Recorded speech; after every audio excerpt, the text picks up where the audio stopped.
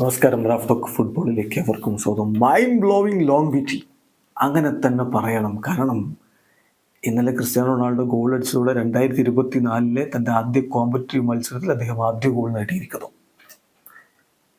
2024 goal അടിച്ചു എന്ന് പറയുമ്പോൾ തുടർച്ചയായ 23 വർഷങ്ങളിൽ ക്രിസ്ത്യാനോ റൊണാൾഡോ ഗോൾ അടിച്ചിരിക്കുന്നു. അറ്റ്ലീസ്റ്റ് ഒരു ഗോളെങ്കിലും. അങ്ങനെ കണക്ക് നോക്കുമ്പോൾ 23 വർഷങ്ങൾ തുടർച്ചയായി ഗോളടിച്ച് അദ്ദേഹം വിസ്മയിപ്പിക്കുകയാണ്. നോക്കാം നമുക്ക് ക്രിസ്ത്യാനോയുടെ ഓരോ വർഷങ്ങളിലെയും ഗോൾ നേട്ടം. 2002 മുതൽ ഇങ്ങോട്ട് എല്ലാ വർഷവും ക്രിസ്ത്യാനോയുടെ ബൂട്ടിൽ നിന്ന് ഗോളുകൾ പിറന്നിട്ടുണ്ട്. 2002 അദ്ദേഹം 5 ഗോളുകളാണ് നേടിയത്.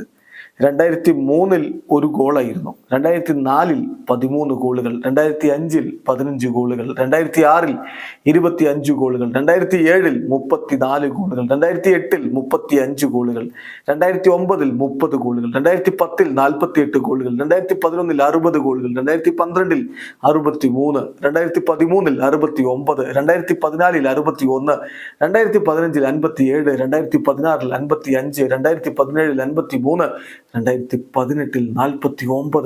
2019 39, 2020